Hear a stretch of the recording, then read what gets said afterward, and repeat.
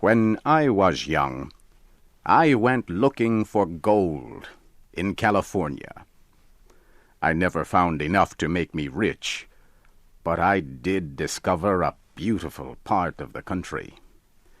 It was called the Stanislaus. The Stanislaus was like heaven on earth. It had bright green hills and deep forests where soft winds touched the trees. Other men, also looking for gold, had reached the Stanislaus Hills of California many years before I did. They had built a town in the valley with sidewalks and stores, banks and schools. They had also built pretty little houses for their families. At first they found a lot of gold in the Stanislaus Hills, but their good luck did not last. After a few years, the gold disappeared. By the time I reached the Stanislaus, all the people were gone too. Grass now grew in the streets, and the little houses were covered by wild rose bushes. Only the sound of insects filled the air as I walked through the empty town that summer day so long ago. Then I realized I was not alone after all. A man was smiling at me as he stood in front of one of the little houses. This house was not covered by wild rose bushes. A nice little garden in front of the house was full of blue and yellow flowers. White curtains hung from the windows and floated in the soft summer wind. Still smiling, the man opened the door of his house and motioned to me. I went inside and could not believe my eyes. I had been living for weeks in rough mining camps with other gold miners. We slept on the hard ground, ate canned beans from cold metal plates, and spent our days in the difficult search for gold. Here in this little house, my spirit seemed to come to life again. I saw a bright rug on the shining wooden floor. Pictures hung all around the room, and on little tables there were seashells, books, and china vases full of flowers. A woman had made this house into a home. The pleasure I felt in my heart must have shone on my face. The man read my thoughts. "Yes," he smiled, "it is all her work. Everything in this room has felt the touch of her hand." One of the pictures on the wall was not hanging straight. He noticed it and went to fix it. He stepped back several times to make sure the picture was really straight.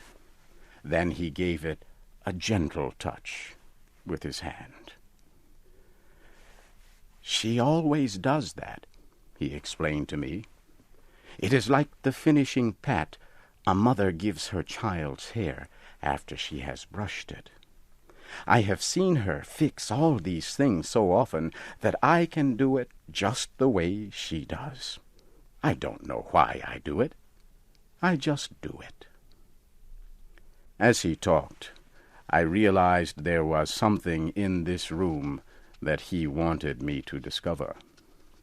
I looked around. When my eyes reached a corner of the room near the fireplace, he broke into a happy laugh and rubbed his hands together. "That's it," he cried out. "You have found it. I knew you would. It is her picture." I went to a little black shelf that held a small picture of the most beautiful woman I had ever seen. There was a sweetness and softness in the woman's expression that I had never seen before. The man took the picture from my hands and stared at it. She was 19 on her last birthday. That was the day we were married. When you see her, oh, just wait until you meet her. Where is she now? I asked. Oh, she is away, the man sighed, putting the picture back on the little black shelf. She went to visit her parents. They live 40 or 50 miles from here. She has been gone 2 weeks today. When will she be back? I asked. Well, this is Wednesday, he said slowly. She will be back on Saturday, in the evening. I felt a sharp sense of regret. I am sorry, because I will be gone by then, I said. Gone? No, why should you go? Don't go. She will be so sorry. You see, she likes to have people come and stay with us. No, I really must leave, I said firmly. He picked up her picture and held it before my eyes.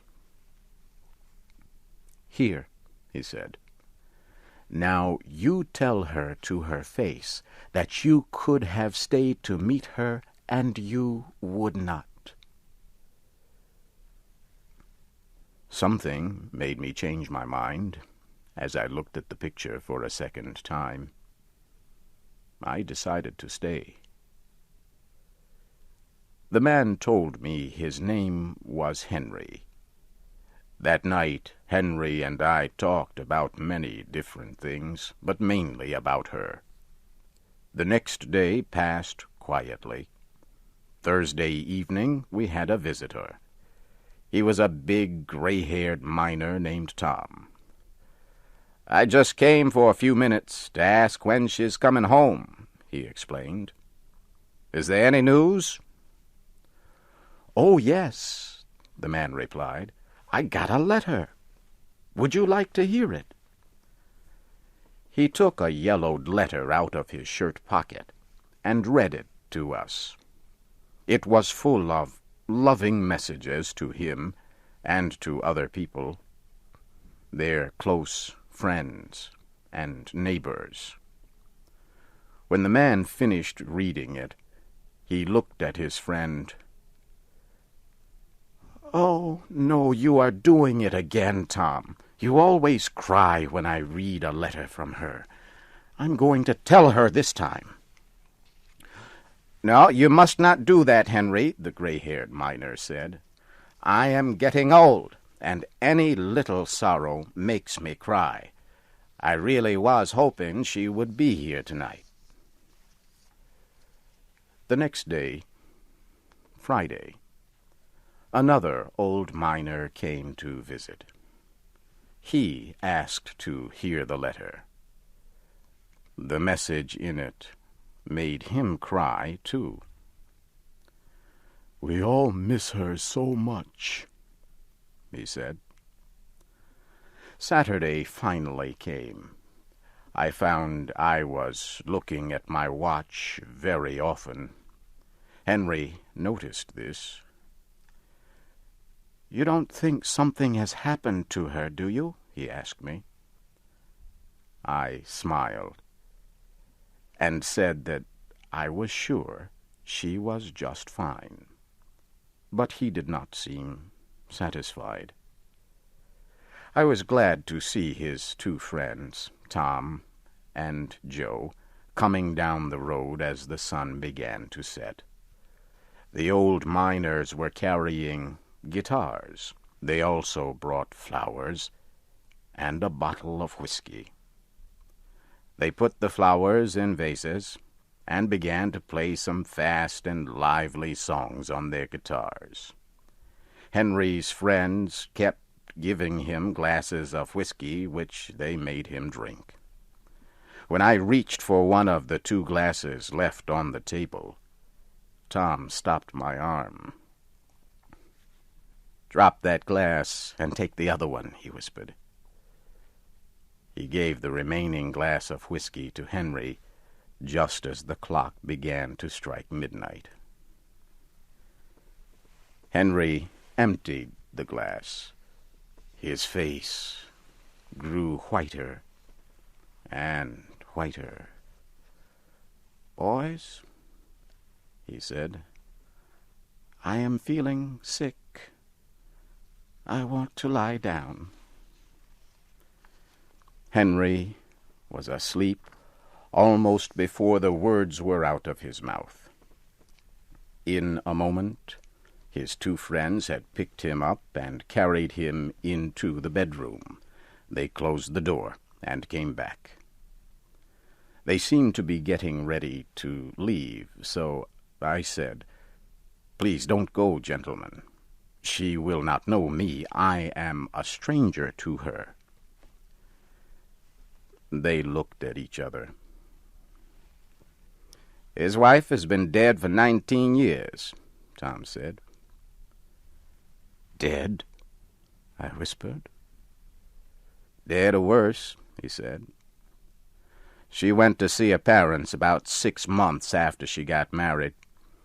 On her way back, on a Saturday evening in June, when she was almost here, the Indians captured her. No one ever saw her again. Henry lost his mind. He thinks she is still alive.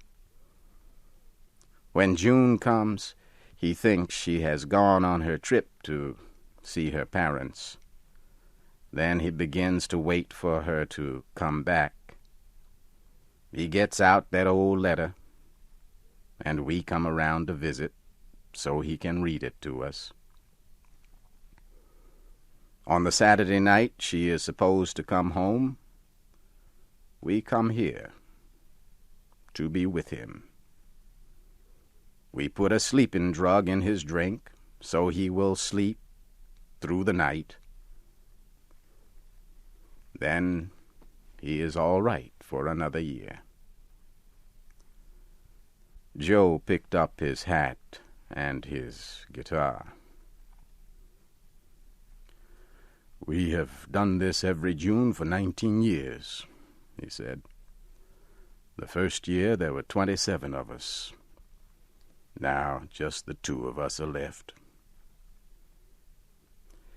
He opened the door of the pretty little house, and the 2 old men disappeared into the darkness of the Stanislaus.